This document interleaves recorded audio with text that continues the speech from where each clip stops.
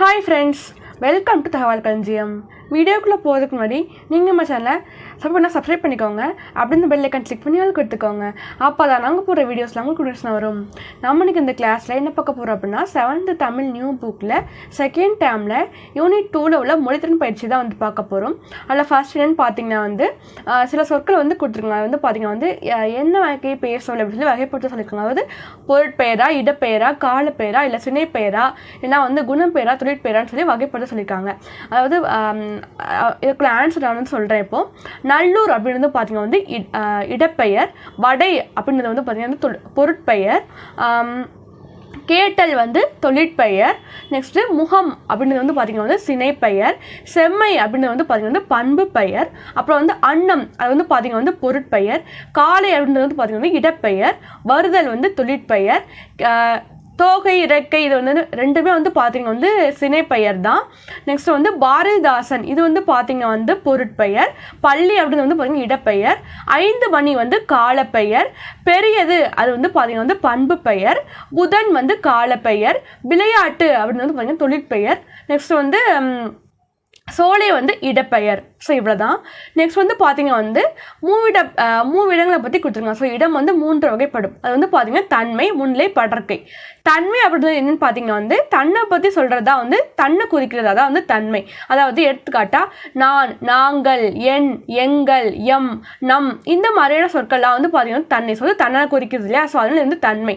முன்னிலை அப்படின்னா தனக்கு முன்னாடி இருக்கிறவங்கள பற்றி பேசுவது, தனக்கு முன்னே இருக்கிறவங்க வந்து குறிக்கிறது தான் வந்து முன்னிலை. அதுக்கு எடுத்துக்காட்டு வந்து நீர், நீங்கள், நீ, உன், உங்கள் இந்த மாதிரியான சொற்கள்லாம் இருக்கிற. ஸோ இதெல்லாம் வந்து முன்னிலைக்கு வந்து முன்னிலையில் வந்து வரும் இதெல்லாமே. நெக்ஸ்ட் படர்க்கை.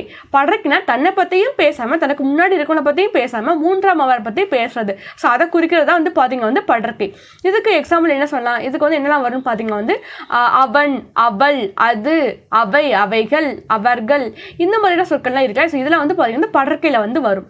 இப்போது சில சொற்கள்லாம் மேலே வந்து கொடுத்துருக்காங்க. ஸோ வந்து உன், அது, நாம் அந்த மாதிரியான சில சொற்கள் வந்து மேலே கொடுத்துட்டு ஒரு 5 இது வந்து கொடுத்துருக்காங்க. ஸோ 5 இது கொடுத்துட்டு அதில் வந்து அந்த டேஷ் வந்து நம்ம ஃபில் பண்ணணும். இப்போ வந்து பார்த்தீங்கன்னா டேஷ் பெயர் என்ன, அதை வந்து அந்த மேலே இருக்க சொற்கள் இது வந்து எது கரெக்டான வரும், கரெக்டான பொருந்துன்னு சொல்லி நம்ம வந்து நிரப்பணும். இப்போ டேஷ் பெயர் என்ன, ஃபர்ஸ்ட் கொஸ்டின் அதான் வந்து டேஷ் பெயர் என்ன. அதுக்கு ஆன்சர் வந்து உன் பெயர் என்ன. நெக்ஸ்ட்டு டேஷ் 7ஆம் வகுப்பு மாணவர்கள், இதான் வந்து செகண்ட் கொஸ்டின். அதுக்கு ஆன்சர் வந்து நாம் 7ஆம் வகுப்பு மாணவர்கள், நாம் அப்படிதான், அதான் வந்து ஆன்சர்.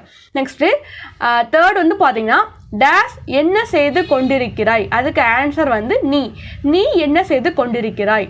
நெக்ஸ்ட்டு ஃபோர்த் வந்து டேஷ் வந்து கொண்டிருக்கிறார்கள். அதுக்கு ஆன்சர் வந்து அவர்கள், அவர்கள் வந்து கொண்டிருக்கிறார்கள். அதுக்கடுத்து வந்து டேஷ் எப்படி ஓடும். அதுக்கு ஆன்சர் வந்து அது. ஸோ அது எப்படி ஓடும்.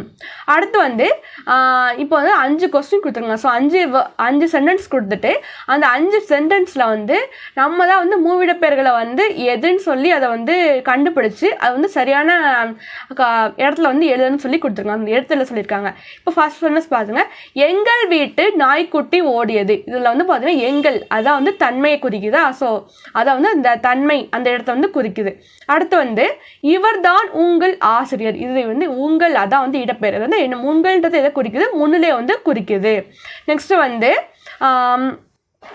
நீர் கூறுவது எனக்கு சரியாக புரியவில்லை. இதில் வந்து பார்த்தீங்கன்னா இதுலேயே வந்து நீர் அப்படின்ற வேர்டு தான். ஸோ இது வந்து பார்த்தீங்கன்னா முன்னிலை வந்து குறிக்குது.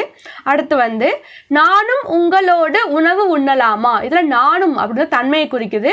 உங்களோடு அதை வந்து பார்த்தீங்கன்னா வந்து முன்னிலையை வந்து குறிக்குது.